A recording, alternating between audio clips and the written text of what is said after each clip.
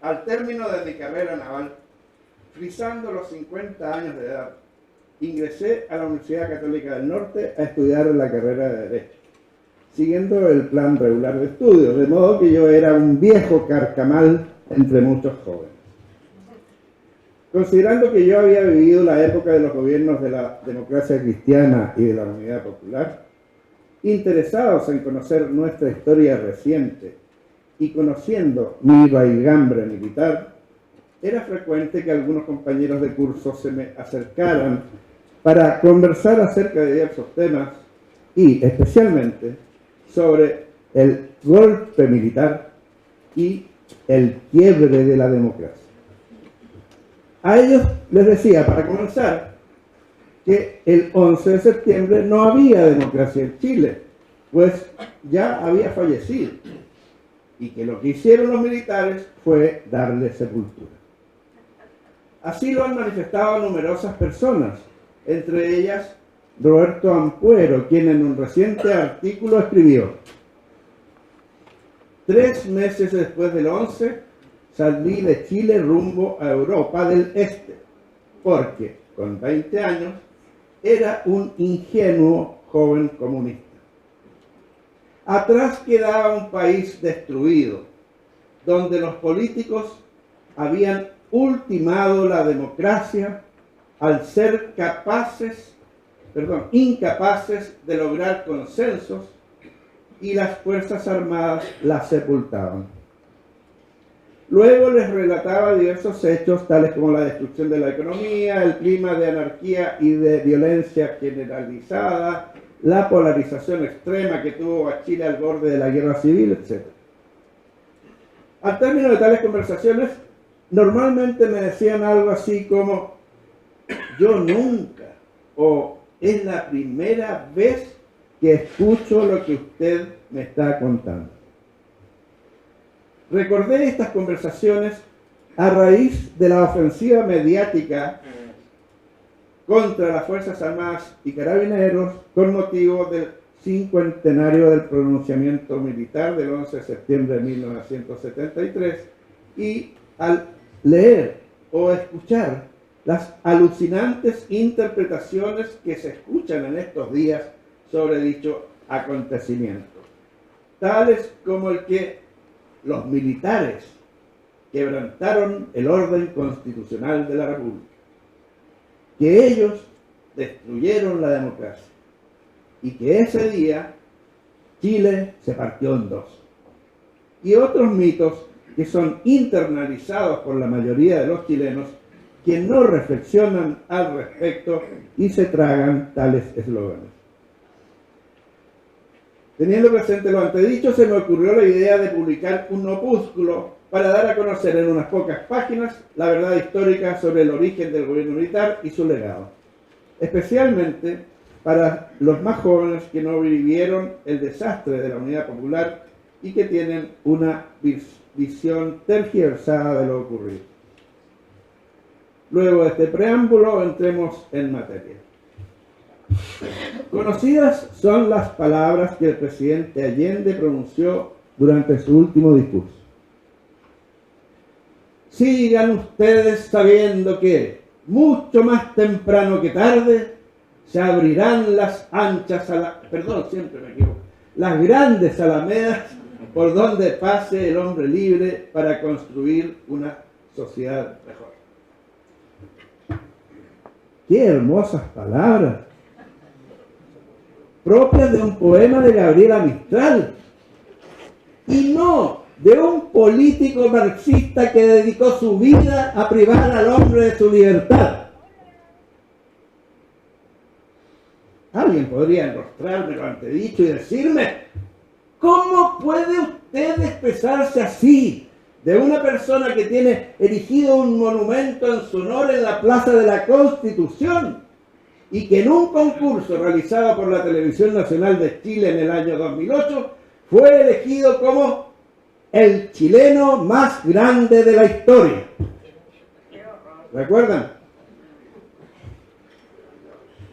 El libro que estamos presentando pretende dar una adecuada respuesta a mi imaginario contradictorio. El corazón de esta obra consiste en la transcripción de dos documentos históricos importantísimos que constituyen el mejor testimonio de lo vivido en el país bajo el gobierno de la Unidad Popular y que explican las razones de por qué un movimiento cívico-militar puso término a esa administración. Me refiero al acuerdo adoptado por la Cámara de Diputados el 22 de agosto de 1973 y la carta del expresidente Eduardo Frei Montalva al presidente de la Unión Mundial de la Democracia Cristiana, el político italiano Mariano Rumor. Documentos que son de lectura obligada para quienes quieran conocer la verdad histórica y no versiones tendenciosas y alejadas de la realidad. Ahora bien, comenzaremos nuestra presentación diciendo que Allende se declaró marxista desde muy joven y, como tal, adhería a los postulados del Manifiesto Comunista de Marx y Engels de 1848, entre cuyas ideas esenciales están la abolición de la propiedad privada de los medios de producción, el colectivismo y el estatismo, conceptos, todos ellos contrarios a la libertad de la persona humana. Dicho manifiesto en su penúltimo párrafo dice: los comunistas no tienen por qué guardar encubiertas sus ideas e intenciones. Abiertamente declaran que sus objetivos solo pueden alcanzarse derrocando por la violencia todo el orden social existente. Esta idea se ve reflejada en la resolución adoptada por la unanimidad de los asistentes al 22º Congreso del Partido Socialista de Chile, realizado en la ciudad de Chillán en noviembre de 1967, que se inclinó abiertamente por la vía violenta como método para la conquista del poder. Al respecto dice: solo destruyendo el aparato burocrático y militar del Estado burgués puede consolidarse la revolución socialista. Las formas pacíficas o legales de lucha no conducen por sí mismas al poder. Allende, como marxista y como disciplinado militante del Partido Socialista, estaba iluminado por lo dicho en los precitados documentos, tanto en sus ideas como en sus actos. Allende confesó su adhesión a esta vía violenta en la entrevista que le concediera al filósofo y escritor francés Régis Debray a comienzos del año 1971, en la que declaró: sí, nosotros partimos del hecho esencial de la lucha de clases. Todas las medidas que hemos tomado son medidas conducentes a la revolución.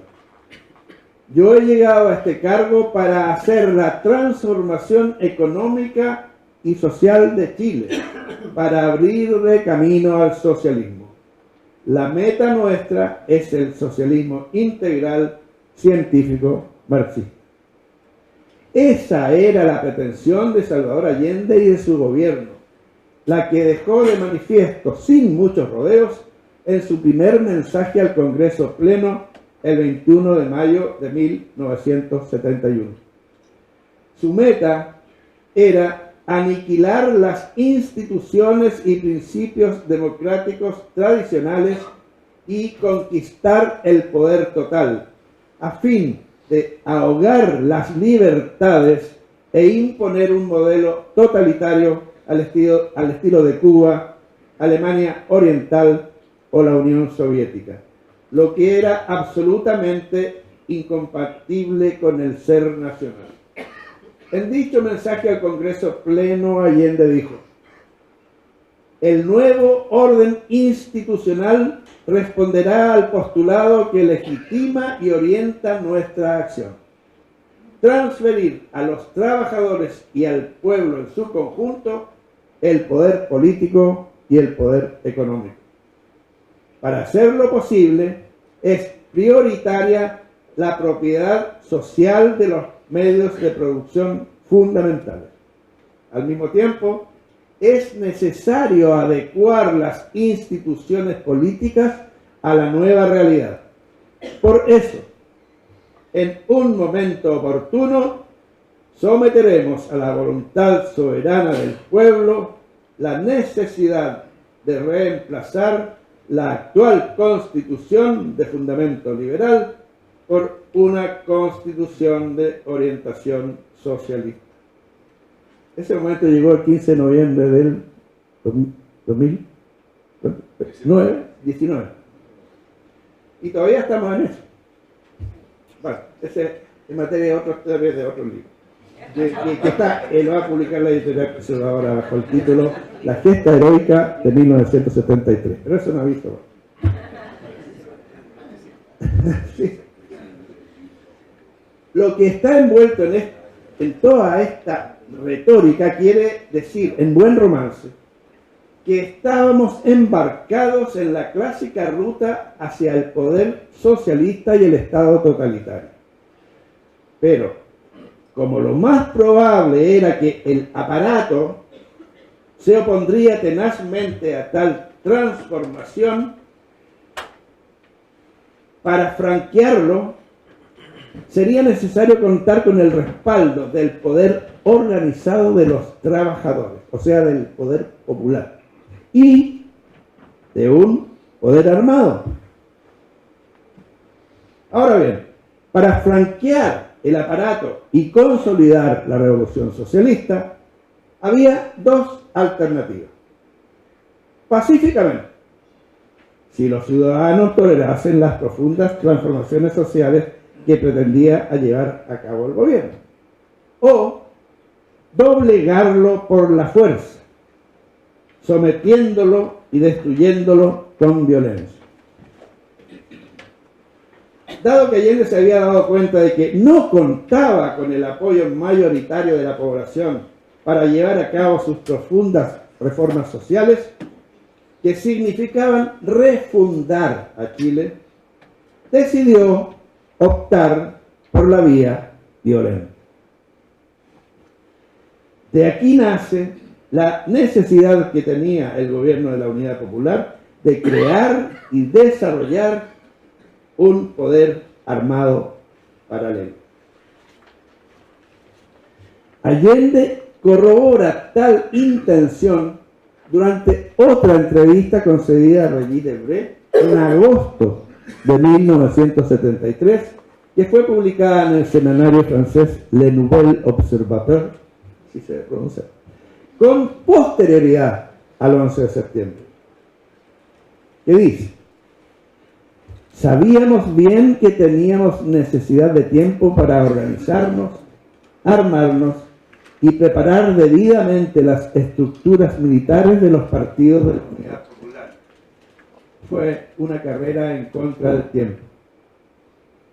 Al respecto, cabría comentar que Carlos Altamirano, quien a la sazón era el secretario general del Partido Socialista, 30 años después declaró: el programa de la Unidad Popular era imposible por la vía pacífica. Son innumerables las verdades que diversos sectores políticos callan y que tratan de mantener ocultas. Tenía un listado como 100, pero Carlos Fica me dijo que acortara el discurso. Bueno, en todo caso podríamos mencionar la siguiente. En primer lugar, los puntos 5 y 5 y 6 del acuerdo de la Cámara de Diputados del 22 de agosto de 1973, que dicen: es un hecho que el actual gobierno de la República, desde sus inicios, se ha ido empeñando en conquistar el poder total, con el evidente propósito de someter a todas las personas al más estricto control económico y político por parte del Estado, y lograr, de ese modo, la instauración de un sistema totalitario, absolutamente opuesto al sistema democrático representativo que la Constitución establece y que, para lograr ese fin, el gobierno no ha incurrido en violaciones aisladas de la Constitución y la ley, sino que ha hecho de ellas un sistema permanente de conducta. Enumerando el acuerdo, más adelante, los derechos y garantías violados, tales como la igualdad ante la ley, la libertad de expresión, el derecho de reunión, la libertad de enseñanza, el derecho de propiedad, la libertad personal, derechos laborales e incluso la libertad para salir del país. También merecen ser citados los puntos 11º y 12º del acuerdo, que se refieren a la quiebra del Estado de Derecho, y el párrafo primero de su parte resolutoria, que señala: representar a su excelencia el presidente de la República y a los señores ministros de Estado, miembros de las Fuerzas Armadas y del Cuerpo de Carabineros, el grave quebrantamiento del orden constitucional y legal de la República que entrañan los hechos y circunstancias referidos en los considerandos número 5 al 12º precedente. O sea, ya el 22 de agosto ya estaba quebrada la institucionalidad, pero se dice que la quebraron los militares. Bueno, se callan todo aquello que vaya en contra de la verdad oficial, del relato histórico de los sectores políticos de izquierda y de la mitificación del presidente Allende. Aquí es donde me cortaron como 100. Se callan las razones del pronunciamiento militar del 11 de septiembre de 1973 y lo dicho por el presidente Frei en su carta a Mariano Rumor, en el sentido de que, textual, lo dicho en la carta de Frei: la responsabilidad íntegra de esta situación corresponde al régimen de la unidad popular instaurado en el país. Aquí me borro lo de las olas.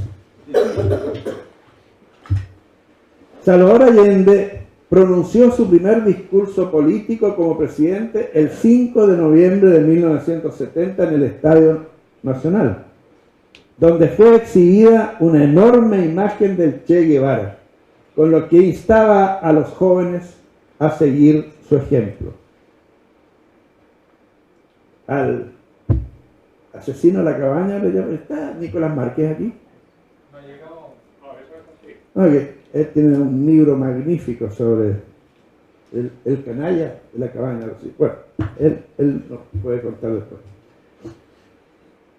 La democracia cristiana calla que los principales impulsores de la intervención militar de 1973 fueron el expresidente de la República, Eduardo Frei Montalva, y el presidente del Partido Demócrata Cristiano, Patricio Aylwin Azoka.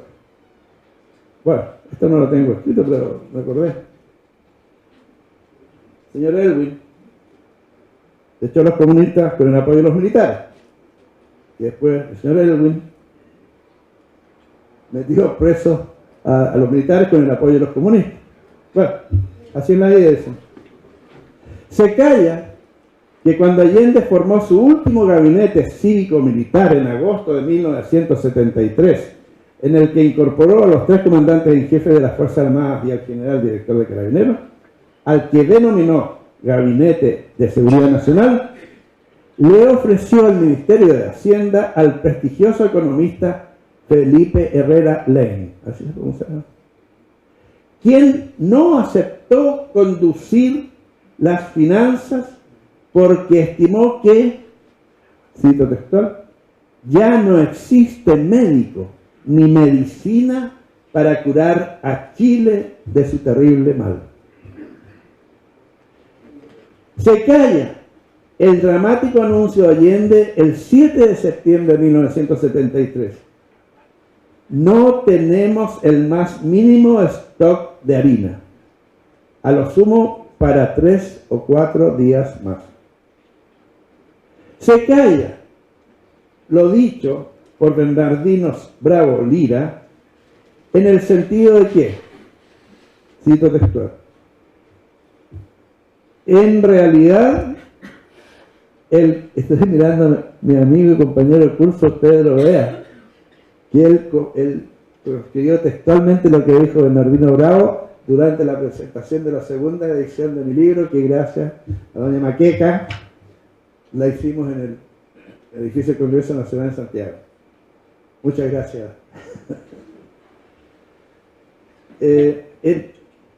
Bernardino Bravo dijo en esa ocasión: el golpe de Estado lo hizo el propio Allende, y lo hizo el 9 de agosto, cuando llamó a los comandantes en jefe al gobierno, y él mismo dijo a la prensa y por televisión: este es mi último gabinete. Porque la única manera de evitar su propia deposición era neutralizar a los comandantes en jefe. ¿Creyó él?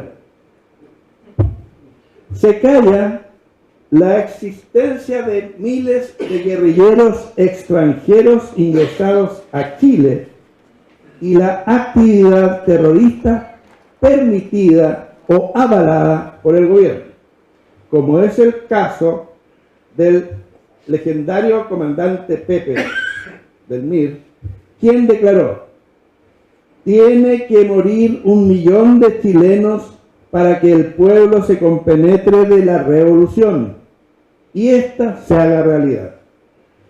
Con menos muertos no va a resultar. Se calla el compromiso del general Carlos Prats, no solo con el presidente Allende, sino que particularmente, que me perdonen los oficiales de ejército, no digo militares porque yo también soy militar, no solo con el presidente Allende, sino que particularmente con el Partido Comunista y la Unión Soviética, y su promesa de entregar armas a los trabajadores de los depósitos del ejército. Se calla que la situación a la que condujo el gobierno conducido por el presidente Allende llevó a los obispos católicos a emitir numerosos documentos y declaraciones que fotografiaban el momento político social que vivía nuestra nación, y de los cuales hemos extractado algunos párrafos, tales como los siguientes. Están muy extractados. No nos hundamos en el caos, el odio y la miseria.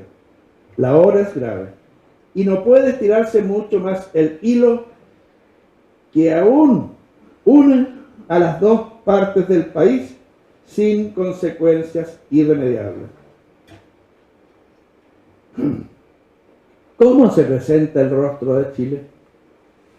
El rostro de nuestra patria se ve martirizado por grandes temores, los odios, las luchas que la desangran. En la prensa diaria, con grandes titulares, se invita a la violencia, a la desconfianza, a la enemistad. En el servicio público y en el comercio vemos que el desabastecimiento y el mercado negro hacen cada vez más difícil la vida de los ciudadanos y, particularmente, de los más pobres. Chile parece un país azotado por la guerra. Hablamos en una hora dramática para Chile. Lo hacemos por ser fieles a Cristo y a nuestra patria, para evitar una lucha armada entre chilenos y tratar de impedir que se pisotee la sangre de Cristo en una guerra fratricida. El cardenal Raúl Silva Enríquez, por su parte, dirigió un mensaje a todos los chilenos el día 3 de septiembre de 1973 ante la situación de violencia que se vivía en el país, el que llevaba por título Congoja y Esperanza, en el que decía: el apocalíptico fantasma de la guerra entre hermanos aparece, inquietante, a nuestro atribulado espíritu, llenando de dolor y congoja nuestra alma de pastor. Se calla la existencia de las juntas de abastecimiento y control de precios y la pretensión del gobierno de la Unidad Popular de implantar la Escuela Nacional Unificada, que evidentemente significa impedir la educación privada. Bueno, dada la situación que hemos descrito con algunas breves pinceladas, la ciudadanía demandó la intervención de las Fuerzas Armadas y de Orden, las que se hicieron cargo del poder porque no había otro remedio ante un fracaso de los políticos civiles que ponían en peligro intereses vitales de la patria. Los hombres de armas no hicieron más que asumir el poder ante el fracaso de estos políticos y fueron llamadas porque ellas, dígalo o no la Constitución, son las garantes en última instancia del orden institucional de la República y porque eran las únicas instituciones capaces de restablecer el orden, la democracia y la economía que habían sido destruidas. Tarea que llevaron a cabo con pleno éxito, entregando a las nuevas autoridades civiles de 1990 un país en pleno auge cuyo estado floreciente nadie discutía. La intervención militar fue necesaria e inevitable y fue apoyada por la gran mayoría de los chilenos que en ciudades y poblaciones enarbolaron banderas chilenas. Todos los militares que sirvieron el 11 de septiembre de 1973 sabían que el destino de Chile estaba en sus manos y en las de nadie más. Claro que pasado el peligro, nada había que agradecer a los militares y carabineros. Se comenzó a criticar la severidad de la represión y de la labor antisubversiva.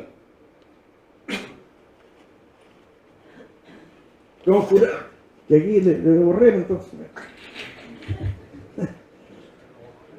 Conjurado el peligro de haber caído bajo las garras del comunismo, nada más fácil que encerrar en las cárceles de exterminio a quienes en su momento arriesgaron su vida para salvar al país.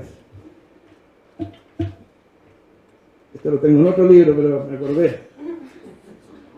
Y yo alabando a mi ente marino, soy marino. Ellos estaban plenamente conscientes, los comandantes jefes de la Fuerza Armada y el general director de Carabineros, que con lo que estaban haciendo exponían su vida porque habían sido condenados a la pena de muerte de acuerdo con el artículo correspondiente del Código de Justicia Militar. Bueno, otra división. Me parece que con lo dicho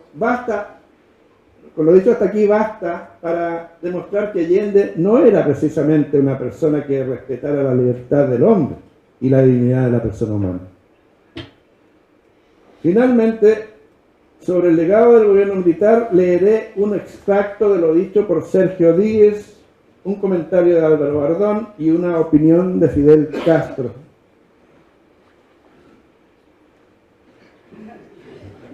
Me queda un minuto.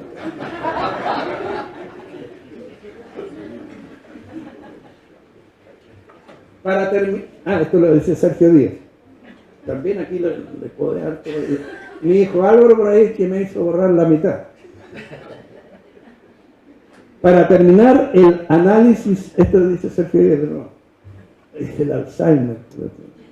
Para terminar el análisis de mi pensamiento y de mi actuación, quiero dejar testimonio que, a mi juicio, el país debe a las Fuerzas Armadas 4 aspectos esenciales.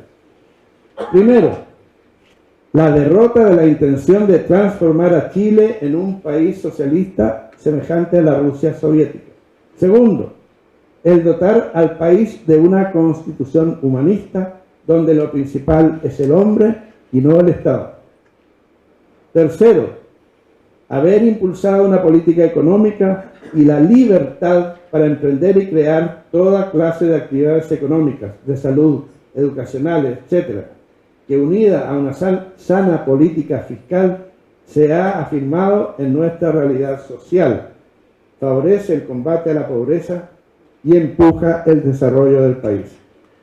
Ha transformado a Chile en un país moderno y con serias expectativas de alcanzar el nivel de país desarrollado. Cuarto, haber manejado con sabiduría y prudencia nuestras relaciones con Argentina en los momentos más cruciales de nuestra historia.